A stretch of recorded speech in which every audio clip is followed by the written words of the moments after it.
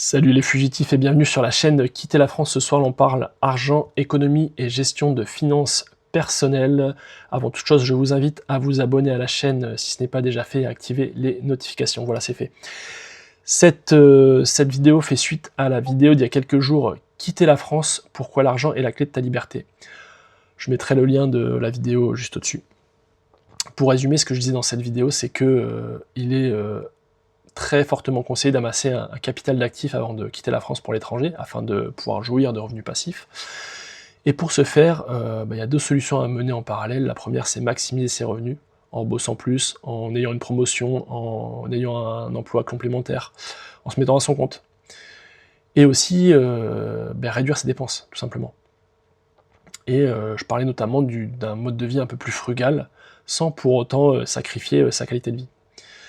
Donc ce mode de vie frugal, je vous invite à rester jusqu'à la fin de la vidéo parce que je vous dévoilerai ce que j'arrive aujourd'hui à économiser. Alors c'est le fruit quand même de plusieurs années d'expérience, on va dire, dans ce domaine.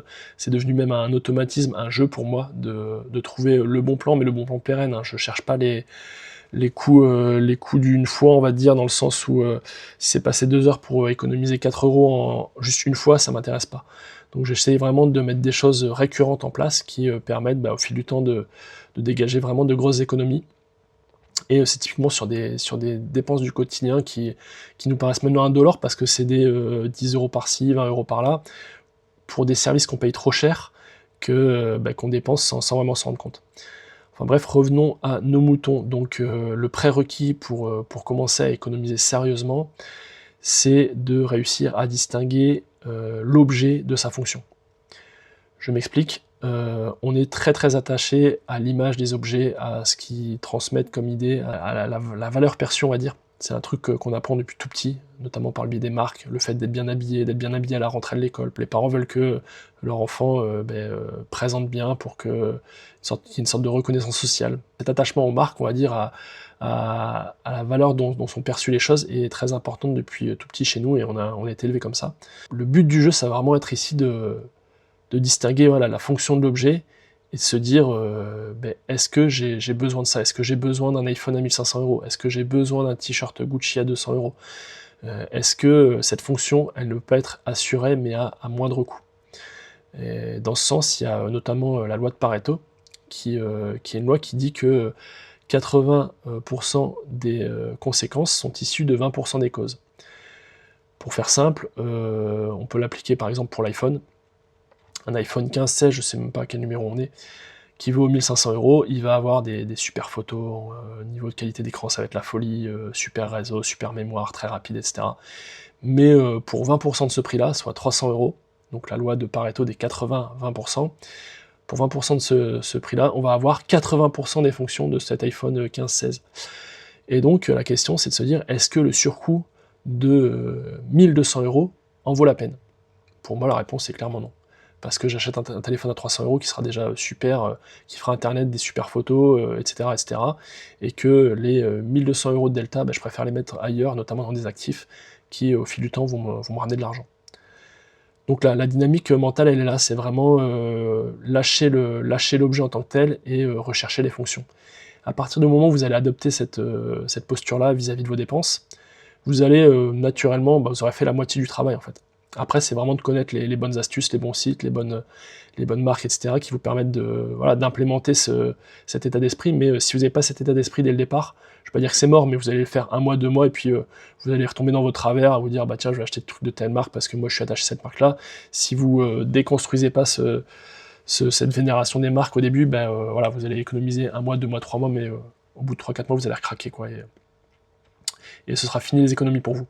Donc le boulot, il est vraiment mental au début, et après, il y a des choses à mettre en pratique sur lesquelles je peux vous accompagner. Vous pouvez me contacter à l'adresse mail contact quitterlafrance@gmail.com, elle est en dessous, en lien dans la description. Donc voilà, et donc à force d'économie sur tous les postes des dépenses traditionnelles, donc j'ai refait mes calculs hier sur un Excel, j'ai tout couché sur le PC, donc logement, loyer, assurance habitation, eau, énergie, amortissement véhicule, essence, assurance véhicule, entretien courant, mutuelle santé, sortie, resto, salle de sport, vacances, internet, téléphone, abonnement, plateforme type Netflix, etc. coût du smartphone, de l'habillement, des frais bancaires, etc. etc. Enfin, bref, j'ai vraiment mis toutes mes dépenses dans le tableau, de manière très précise, et ensuite j'ai fait une colonne supplémentaire où j'ai mis les prix que la plupart des gens payent pour ces services, pour ces fonctions. Pour vraiment, voilà, pour avoir un étalon de la personne lambda qui fait pas hyper gaffe quand elle dépense, bon voilà, qui prend le truc le premier venu en essayant de trouver un prix un peu sympa, mais sans plus, sans aller plus loin. Et en mettant tout ça bout à bout, j'arrive donc à un coût de revient mensuel pour une personne qui ne regarde pas trop à la dépense de 2318 €. Et moi, mon calcul, quand j'additionne mon mode de vie actuel pour des fonctions identiques, pour une qualité de vie très semblable, très proche, je suis à 1201 €. Ça fait un delta de 1117 € chaque mois. Choqué. Donc je dis pas que vous allez pouvoir économiser autant, vous allez peut-être pouvoir économiser moins, mais aussi plus, tout dépendra de votre salaire actuel, enfin de vos rentrées d'argent actuelles. Bien évidemment, la personne qui gagne 1500 € par mois, jamais de la vie elle pourra économiser 1100 € par mois, c'est impossible. Mais elle pourra quand même faire des économies, peut-être 50 €, 100 €, mais sur des budgets comme ça, c'est assez énorme comparé au niveau de revenu de la personne. Donc ça peut vraiment être intéressant aussi. Par contre, pour des revenus à partir de 2000-2500 €, bah, il est fort probable de pouvoir réaliser assez facilement 200-300 € d'économie, voire plus. Enfin, après, tout dépend de votre niveau d'engagement. Mais moi, voilà, je vis pas dans une cave, je mange pas du pain sec et de l'eau, et pourtant, j'ai un coût de vie qui est très faible, et je ne manque de rien. De la même manière, sur des salaires plus élevés, 5, 6, 7, 8, 10 000 €, eh ben, on peut très facilement couper 1500, 2000 €, 2500 €, sans trop se casser la tête. Alors on fait des grosses économies, ça c'est bien, mais disons par exemple sur une année je fais 6 000 € d'économies. Fin d'année je me dis « Ah c'est chouette, j'ai économisé 6 000 balles. Ah bah tiens, je vais me payer un mois à Tahiti en vacances. » Bon bah c'est chouette, vous êtes payé du temps de qualité, c'est le but de l'argent, hein. Ça le but de l'argent, c'est plutôt de se payer du temps plutôt que de se payer des choses. Enfin c'est ma vision de l'argent.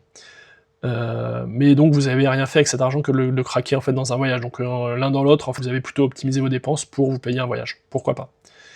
Et si cet argent, on le plaçait plutôt sur des actifs? En l'occurrence, là on prend l'exemple de l'ETF Monde Amundi, qui a une performance annuelle moyenne de 8,47%. 8,47% annuel, c'est la moyenne de l'indice MSCI World depuis sa création en 1987. Donc on va placer ces 1117 € à 8,47% par an. Après 2 ans, on aura accumulé 29 000 €. Après 5 ans, 82 400 €. Et après 10 ans, 206 160 €. Sans réduire sa qualité de vie, hein. On a toujours les mêmes fonctions, on a toujours un véhicule, on a toujours une Netflix, voilà. On change pas grand chose, on change juste la manière dont on consomme. Donc on voit que, voilà, au bout de 10 ans, on sort 206 000 €, et 206 000 €, mine de rien, vous partez aujourd'hui en Thaïlande avec 206 000 €, vous n'êtes pas le roi du pétrole, hein, loin de là. Mais vous pouvez vivre jusqu'à la fin de vos jours, vous payez un toit à 30 000 €, 40 000 € ou même moins. Je vous invite d'ailleurs à aller voir la vidéo que j'ai faite sur un appartement à vendre à Hua Hin en Thaïlande, en bord de mer, à un prix défiant toute concurrence. Vous mettez ça au-dessus de la tête, après avec l'argent qui reste, vous le placez sur des ETF, vous faites un 9-10% par an, avec 170 000 € par exemple, ça vous fait 17 000 € annuels par an en Thaïlande. Vous vivez très largement, et ce jusqu'à la fin de vos jours. Donc si vous êtes chaud, vous êtes capable de mettre 1117 € par mois de côté sur les 10 prochaines années, que vous avez aujourd'hui 25 ans, à 35 ans vous êtes en retraite, simplement. Sans parler du fait que vous allez pouvoir coupler à ça de l'immobilier locatif par exemple. Parce que l'intérêt du CDI français, c'est quand même de pouvoir faire de l'immobilier en monnayant son CDI auprès d'une banque, en disant bah voilà, moi je gagne tant, prêtez-moi 250 000 € pour acheter un bien que je vais mettre en location. Et bon, on peut imaginer que sur un prêt sur 20 ans, à 10 ans, vous aurez remboursé 40% de la somme. Donc vous aurez déjà amassé 40% de 250 000, 100 000 € d'argent capitalisé là-dedans. allez, moins impôts, etc., il vous reste 70 000 à 80 000 euros, plus les 206 000 des économies mensuelles faites sur vos dépenses, on arrive à 280 000 euros. Donc là, concrètement, même punition, hein, on est vraiment bien pour pouvoir partir vivre à l'étranger sans forcément avoir besoin de travailler, en ayant une vie normale. Donc tout ça mis en perspective, ça nous fait voir que qu'il n'y a pas besoin de manger du pain sec et de l'eau et de vivre dans une cave pour pouvoir faire de belles économies, et finalement relativement rapidement. Je veux dire, c'est pas un plan sur 40 ans. Là, vous mettez cette même économie-là sur 20 ans, je vais faire le calcul. Ouais, donc après 20 ans, on arrive à 671 000 euros. Bon, alors est-ce que vous avez besoin de 671 000 euros? J'en sais rien, peut-être pas, ça dépend de l'endroit où vous voulez partir vivre. Donc en résumé, vous voyez bien que réaliser de grosses économies à un horizon de 5 et 10 ans, c'est faisable. Et en plus, je ne vais pas dire que c'est indolore, mais une fois qu'on a pris la dynamique, c'est quelque chose qui est tout à fait facile à intégrer et qui se fait après naturellement. Voilà, c'est tout pour moi pour cette petite vidéo gestion des finances personnelles. J'espère que ça vous aura plu. Si c'est le cas, vous pouvez mettre un petit écho en commentaire en dessous de la vidéo si vous souhaitez davantage de contenu sur le thème. C'est tout pour moi pour ce soir. Je vous invite à vous abonner à la chaîne si ce n'est pas déjà fait et à activer les notifications. Je vous souhaite une bonne soirée et je vous dis à bientôt de l'autre côté de la frontière. Vive la République et vive la France.